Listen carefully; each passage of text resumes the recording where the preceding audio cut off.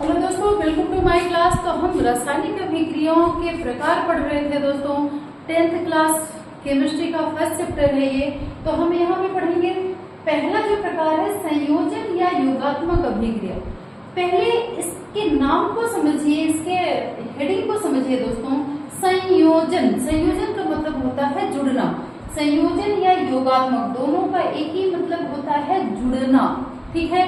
तो जिसमें दो या दो से अधिक वस्तुएं आपस में जुड़ेंगी, जैसे ये, ठीक है। ये आपका मार्कर और इसकी कैप, ये दोनों अभी अलग अलग हैं, ये आपस में जुड़ जाएं तो ये आपका क्या बन जाएगा, एक योगात्मक। ये कौन सी अभिक्रिया हो जाएगी, योगात्मक या संयोजन अभिक्रिया।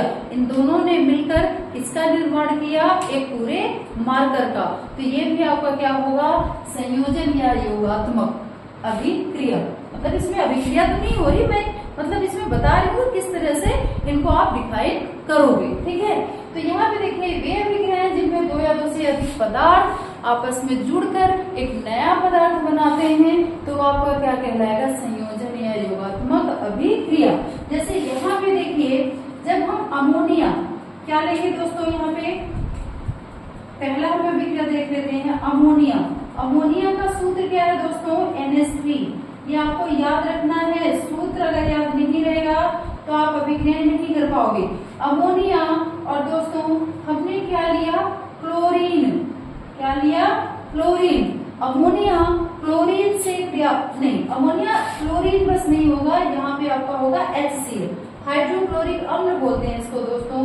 क्या बोलते हैं, हाइड्रोक्लोरिक अम्ल या हाइड्रोजन क्लोराइड। तो अमोनिया और हाइड्रोक्लोरिक अम्ल, ये याद रखना। एक ये NH3 को हम क्या बोलेंगे, अमोनिया, और यहीं पे अगर NH4 रहेगा तो इसको हम अमोनियम बोलते हैं, क्लियर रखना। तो ये अमोनिया और HCl जब आपस में क्रिया करेंगे दोस्तों तो बनेगा NH4Cl।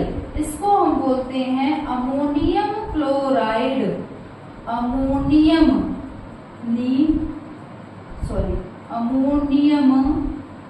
क्लोराइड, ठीक है। तो देखिए यहाँ NH3 था तो अमोनिया, यहाँ NH4 हो गया तो अमोनियम। तो NH3 हाइड्रोक्लोरिक अम्ल से क्रिया करके क्या बनाएगा, अमोनियम क्लोराइड। तो ये दोनों आपस में जुड़ रहे हैं, ये वाला जो हाइड्रोजन है ना इससे जुड़ गया और क्लोरीन भी इसी के साथ आ गया, तो ये दोनों आपस में जुड़ के क्या बना दिया, अमोनियम क्लोराइड। ये भी इसका उदाहरण है संयोजन या योगात्मक का। इसी तरह हम दूसरा देखते हैं दोस्तों, हम लेते हैं कार्बन मोनोऑक्साइड। इसको हम बोलते हैं कार्बन। कितने ऑक्सीजन है, एक, तो एक के लिए क्या लगाएंगे, मोनो ऑक्साइड। ऑक्साइड ये किसके साथ क्रिया करता है दोस्तों, ये क्रिया करता है क्लोरीन के साथ और बना देगा क्या, कार्बोनिल क्लोराइड COCl2। इसी को दोस्तों बोलते हैं फास्जीन गैस। फास्जीन गैस जो बहुत ही जहरीली होती है, ठीक है। तो ये कार्बन मोनोऑक्साइड और क्लोरीन की क्रिया द्वारा क्या बनेगी, फास्जीन, या इसे को हम बोलते हैं कार्बोनिल क्लोराइड। कार्बोनिल क्लोराइड, या इसी को हम क्या बोलेंगे दोस्तों, फास्जीन गैस, ठीक है।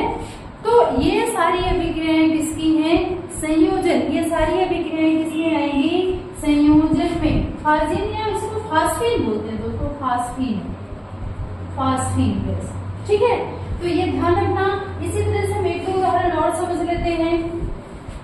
यहाँ पे देखिए कार्बन ऑक्सीजन के साथ, मतलब कार्बन कोयले के साथ ऑक्सीजन जलकर क्या बना देगी, कार्बन डाइऑक्साइड, ठीक है।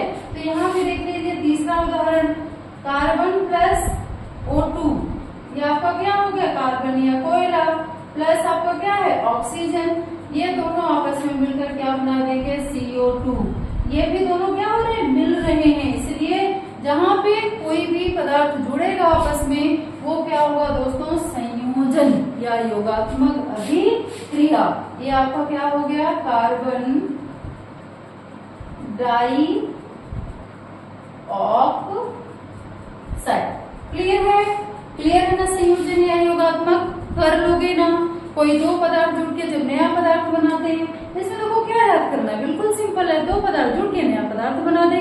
संयोजन कैसे कैसे जुड़ गए, अब देखो ये तो याद करना पड़ेगा ना, अगर याद नहीं करोगे तो ये चीजें फिर नहीं आ पाएंगी। तो प्रतीक, परमाणु क्रमांक और क्या सूत्र, ये आप क्लियर रखो ताकि केमिस्ट्री में आपको कोई भी दिक्कत ना हो। आगे हम कौन सी विक्रिया डिस्कस करेंगे देखते हैं। अभी योगात्मक है तो आगे हम वियोजन दूसरी विक्रिया है तो उसको हम डिस्कस करेंगे।